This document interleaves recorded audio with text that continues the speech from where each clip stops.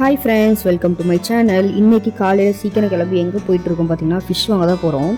ரொம்ப நாள் ஆச்சு ஃபிஷ் வாங்கி, அதனால தான் இன்றைக்கி போய்ட்டு ஃபிஷ் வாங்கிட்டு வரலாம்னு சொல்லிட்டு ஃபிஷ் மார்க்கெட்டுக்கு போகிறோம். வாங்க இன்றைக்கி டே எப்படி போச்சுங்கிறத பார்க்கலாம்.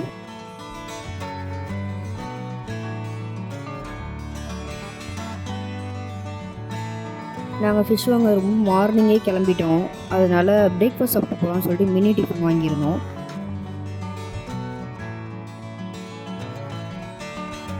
இப்போ நாங்கள் ஃபிஷ் மார்க்கெட்டுக்கு வந்துட்டோம்.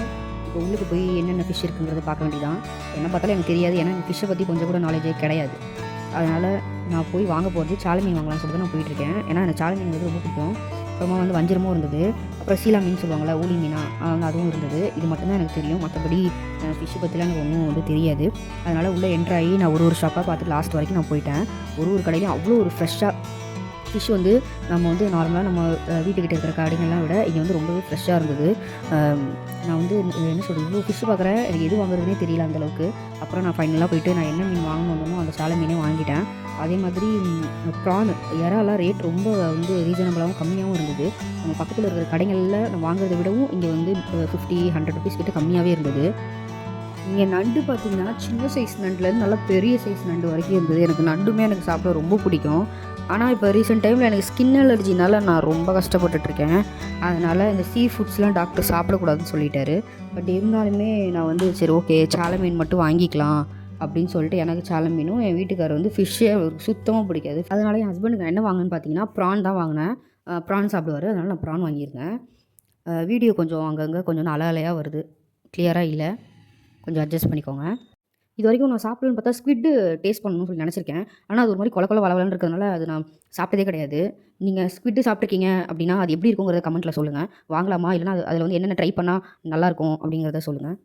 ஃபிஷ் வாங்கிட்டு நான் வீட்டுக்கு கிளம்பிட்டேன். வீட்டுக்கு போயிட்டு ஃபஸ்ட்டு வேலை என்னென்னு பார்த்தீங்கன்னா பாத்திரம்லாம் கழுவணும். காலையில் ரொம்ப சீக்கிரம் நாங்கள் போனதுனால போட்டதை அப்படியே போட்டு போயிட்டோம். அதனால் நான் வந்துட்டு ஃபஸ்ட்டு கிச்சன்லாம் க்ளீன் பண்ணிட்டு தான் குக்கிங் ஸ்டார்ட் பண்ணணும் அப்படின்னு சொல்லிட்டு. ஏன்னா சிங்கில் பாத்திரம் இருக்கும்போது நம்ம ஃபிஷ் போட்டு கழுவ முடியாதுல்ல. அதனால தான் ஃபஸ்ட்டு வந்து சரி சொல்லிட்டு பாத்திரத்தை கழுவிடலாம் அப்படின்னு சொல்லி கழுவிட்டு சிங்கையும் சேர்த்து அப்படியே தேய்ச்சி கழுவி விட்டுட்டு இப்போ நான் வந்து நெக்ஸ்ட் க்ளீனிங்க்கு போகலாம் அப்படின்ட்டு இருக்கேன். கிச்சன் ஃபுல்லாக க்ளீன் பண்ணிட்டு தான் நம்ம குக்கிங்கில் இறங்கினா நல்ல ஒரு ஃபீல் குட்டாக இருக்குது. இல்லைனா க்ளீன் பண்ணணுமே அப்படின்ற மைண்ட் செட் இருந்துகிட்டே இருக்குது. இந்த ஸ்டவ்வை பாருங்கள், டீ கொட்டிருச்சு, டீ அப்படியே சரிஞ்சிருச்சு. அதனால் அது ரொம்ப கரையாயிடுச்சு. அதெல்லாம் தொடச்சி க்ளீன் பண்ணிவிட்டு அதுக்கப்புறம் தான் குக்கிங் போகணும். இப்போ நம்ம தண்ணி ஊற்றி ஊற வச்சுட்டு கழுவணும்னா டக்குன்னு போயிடும். இப்போ நான் உடனே கழுவுறதுனால ரொம்ப தேய்க்கிற மாதிரி இருக்குது. அதனால் ஸ்டீல் நார் போட்டு நல்லா தேய்ச்சி கழுவி எடுத்துக்கலாம்னு சொல்லிட்டு கழுவிட்டுருக்கேன்.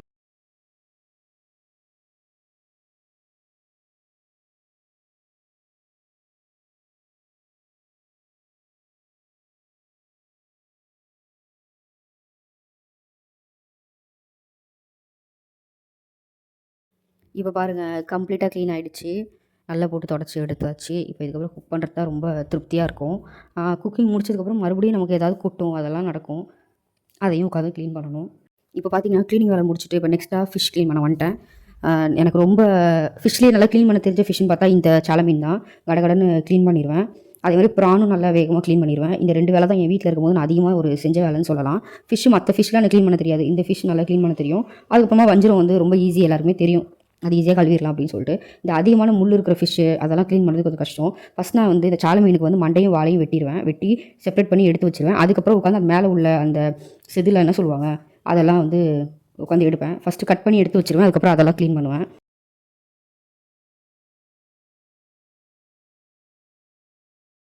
எனக்கு பார்த்திங்கன்னா மற்ற எல்லாத்தையுமே விட எனக்கு ஃபிஷ்னால் ரொம்ப ரொம்ப பிடிக்கும்.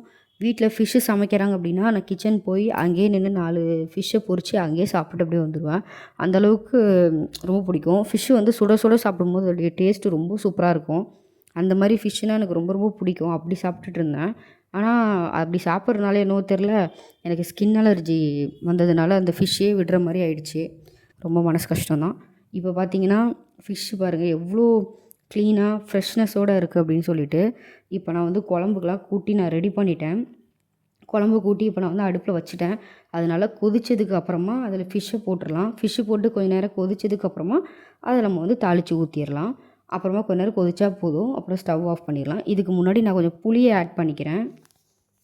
புளி வந்து நம்ம தேவைக்கு வந்து ஆட் பண்ணணும். நான் புளியை சேர்க்க மறந்துட்டேன். அதனால் நான் நடுவில் புளியை ஆட் பண்ணிக்கிறேன். நான் குழம்புல வந்து 2 துண்டு மாங்காய் போட்டிருக்கேன். மாங்காய் போட்டிருக்கிறதுனால அதுவே கொஞ்சம் புளிப்பாக தான் இருக்கும். அதனால் புளி கொஞ்சம் நான் கம்மியாகவே ஆட் பண்ணிக்கிறேன். ஏன்னா சில பேர் புளிப்பு அதிகமாக விரும்ப மாட்டாங்க. நானும் அந்த மாரி தான் அதிகமாக புளி போட மாட்டேன். மீடியமா தான் போடுவேன். இப்போ பார்த்தீங்கன்னா, நல்ல குழம்பு வந்து கொதிச்சிருச்சு. இந்த டைம்ல தான் நம்ம ஃபிஷ்ஷு போடணும். முன்னாடியே கொதிக்கிறதுக்கு முன்னாடியே ஃபிஷ் போட்டோம்னா, ஃபிஷ் வந்து நொறுங்கி போயிரும். மீன்லாம் நொறுங்கிரும். அதனால நல்லா கொதிக்கும்போது, கொதிக்கிற டைம்லயே நம்ம மீனெல்லாம் எடுத்து போட்டுறணும். நான் இப்போ மீனெல்லாம் எடுத்து போட்டுர்றேன்.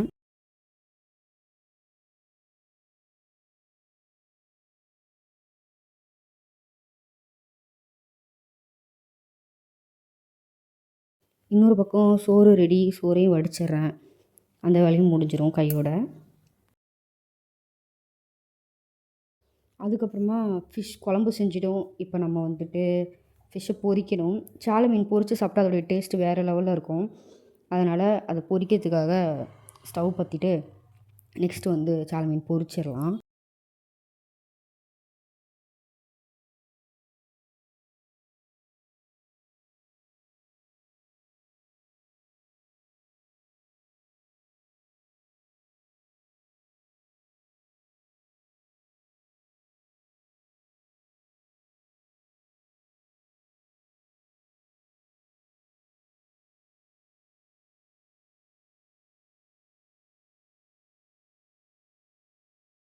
கொதிச்ச குழம்புல மீன் போட்டு ஒரு 10 நிமிஷம் ஆயிடுச்சு. மீனும் வெந்துருச்சு. இந்த டைம்ல நம்ம தாளிச்சு ஊத்தி ஒரு 2 நிமிஷம் மூடி போட்டுட்டு அப்புறம் ஸ்டவ் ஆஃப் பண்ணிக்கலாம்.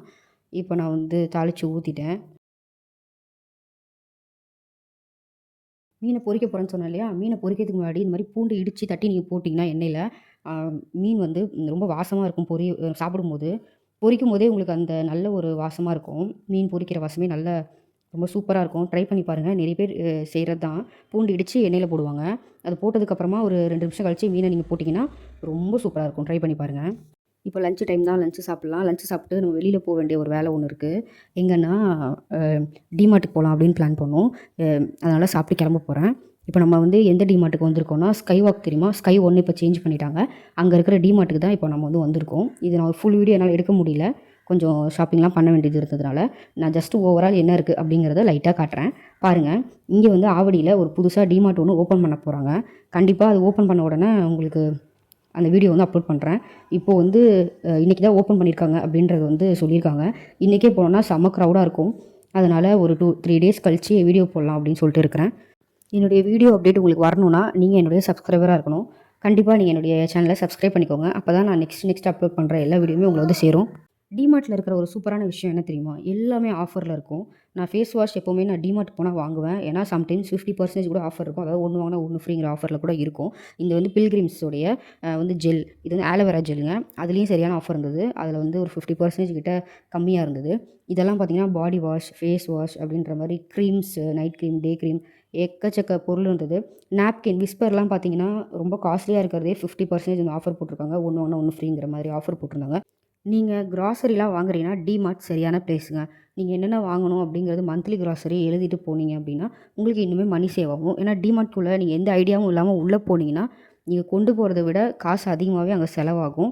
அதனால ப்ரீ பிளான்டா உங்களுக்கு என்னென்ன தேவையோ அதெல்லாம் எழுதிட்டு எடுத்துட்டு போங்க. நான் என்னுடைய கிராசரி வீடியோல எல்லாத்துலயுமே சொல்றது என்னன்னா, உங்களுடைய தேவைக்கு என்ன வேணுமோ அத முதல்ல எடுங்க. உங்க தேவை போக தான் அத லாஸ்ட்ல தான் எடுக்கணும். அத ஞாபகத்துல வச்சுக்கோங்க. இல்லன்னா வந்து பில் வந்து நீங்க நெனச்சத விட அதிகமா போகும். இங்க பார்த்தீங்கன்னா, கிச்சனுக்கு தேவையான வெசல்ஸ்லாம் வந்து ரேட் அட்டகாசமா இருந்தது. 445 ரேஞ்சில 5 செட் காம்போலாம் இருந்தது. அதுக்கப்புறமா நெறைய பிரைஸ் வந்து கம்மியாவும் இருந்தது. என்னால நெறைய வீடியோ வந்து எடுக்க முடியல. நான் வந்து எங்கெங்கலாம் போறேனோ மேட்டாப்ல ஒரு சில வீடியோஸ் மட்டும் எடுத்திருக்கேன். எனக்கு ஃபுல் வீடியோஸ் வந்து எடுக்கிறதுக்கு நெறைய டைம் தேவைப்படுது. அதனால கண்டிப்பா இன்னொரு நாள் போயிட்டு உங்களுக்கு வந்து நான் வந்து கண்டிப்பா வீடியோ அப்லோட் பண்றேன். அதுவும் வந்து நம்ம ஆவடியிலேயே ஒரு பெருசா ஓப்பன் பண்ணியிருக்காங்க டிமார்ட். கண்டிப்பா அங்க போய் உங்களுக்கு ஒரு ஃபுல் வீடியோ எடுத்து நான் போடுறேன். என் சேனல் மறக்காம சப்ஸ்கிரைப் பண்ணிக்கோங்க.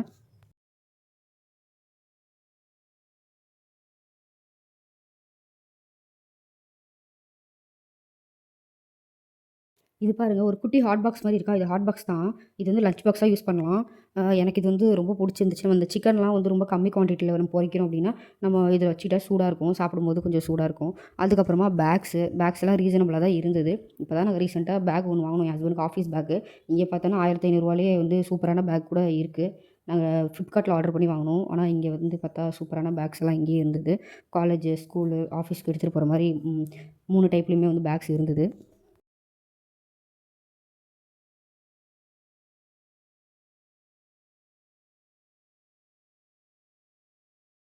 இங்கே பார்த்தீங்கன்னா சாஃப்ட் டாய்ஸ் வந்து நிறைய வச்சுருந்தாங்க.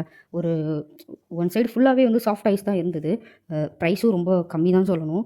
ஒரு வந்து பெரிய சைஸ் பொம்மை ஒன்று எடுத்தேன். ₹330 அது வர்த்துன்னு சொல்லலாம். அவ்வளோ ஒரு சாஃப்ட்டாக இருந்தது. குழந்தைங்களுக்குலாம் நம்ம கொடுக்குறோம் அப்படின்னா, அது வந்து ரொம்ப நல்லா வச்சு விளையாடுவாங்க. அந்த அளவுக்கு அழகாவும் இருந்தது.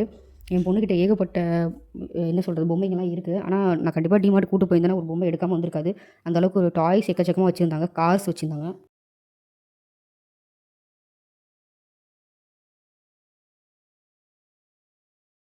இது பார்த்தீங்கன்னா டவல்ஸு. மீன்ஸ் இது எப்படி இருந்ததுன்னா, ரொம்ப சாஃப்ட்டா இருந்தது. இது கிச்சனுக்கு யூஸ் பண்ணலாம். ஃபேஸ் டவலாவும் யூஸ் பண்ணலாம். அது போக குழந்தைங்களுக்கு யூஸ் பண்ணுற மாதிரியான டவல்ஸும் இருந்தது. குட்டி குட்டி கர்ச்சீஃப் மாதிரி இருந்தது.